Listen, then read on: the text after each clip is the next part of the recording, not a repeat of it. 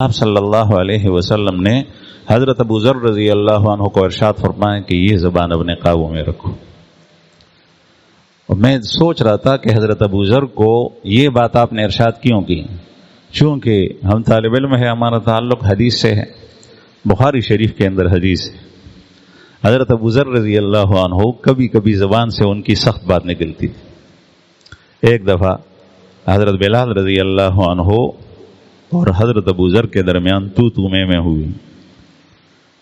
خبر رالے پختو کے مطلب ہوئی کور کے شدولو پراتینو کلا کلا ہو جنگی کی ٹنگ ٹنگ اوشی صحابہ کرام کے مدد سے کہہ. لیکن صحابہ اس پر رہتے نہیں تھے، فوراً جا کر معافی مانگتے ایک دوسرے سے. جب ان کی غلطی واضح ہو جاتی، جو بات کے اندر بات میں ذہن میں آتی ہے،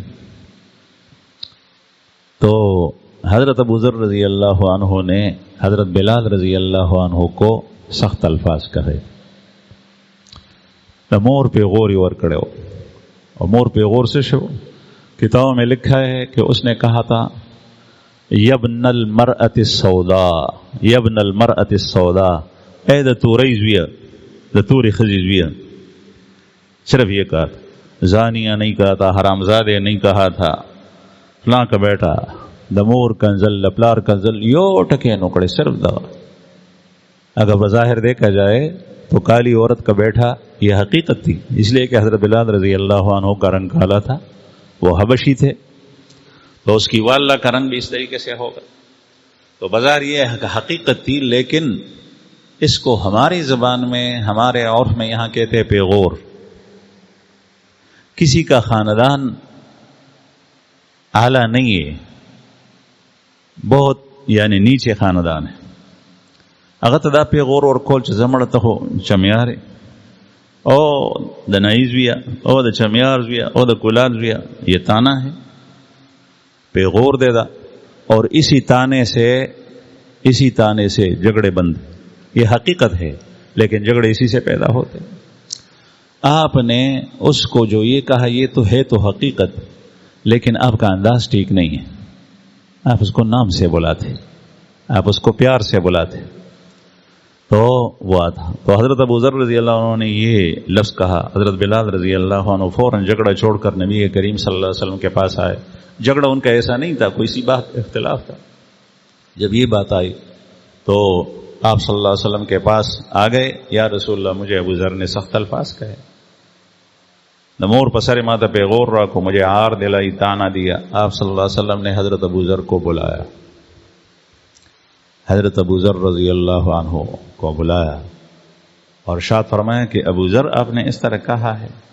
آپ صلی اللہ علیہ وسلم کی عادت مبارکہ یہ تھی کہ جب دو بندوں میں، دو آدمیوں میں کوئی بات ہوتی تو ایک کی بات سن کر کچھ نہ فرماتے جب تک کہ دوسرے کی بات نہ سنتے کہ یہ حقیقت ہے یا نہیں.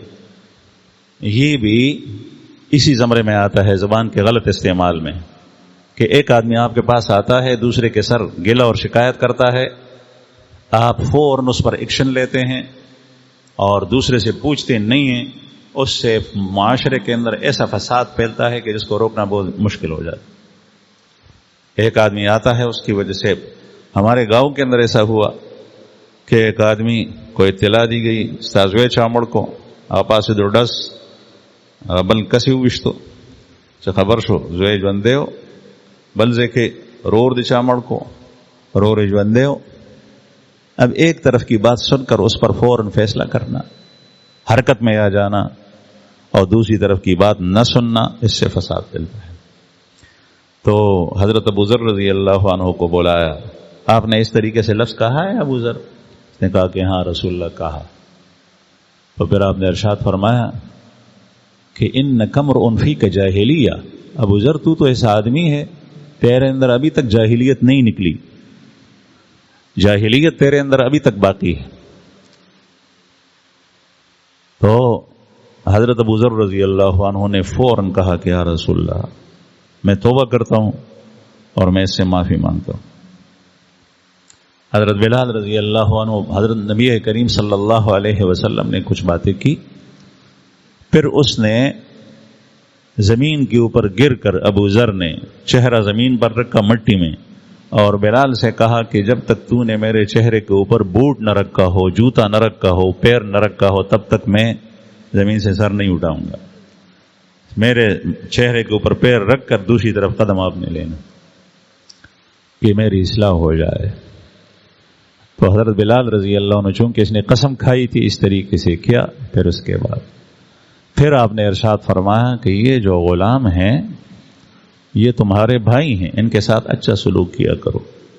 پھر حضرت ابو ذر رضی اللہ عنہ کی حالت یہ تھی کہ جیسا خود کھاتے ویسے غلام کو کھلاتے، جیسا نیا کپڑا خود پہنتے اسی طریقے سے نیا کپڑا غلام کو پہنا دے۔ اگر ایسا نہ ہوتا اس کے پاس تو دوسری صورت نہیں تھی، بس یہی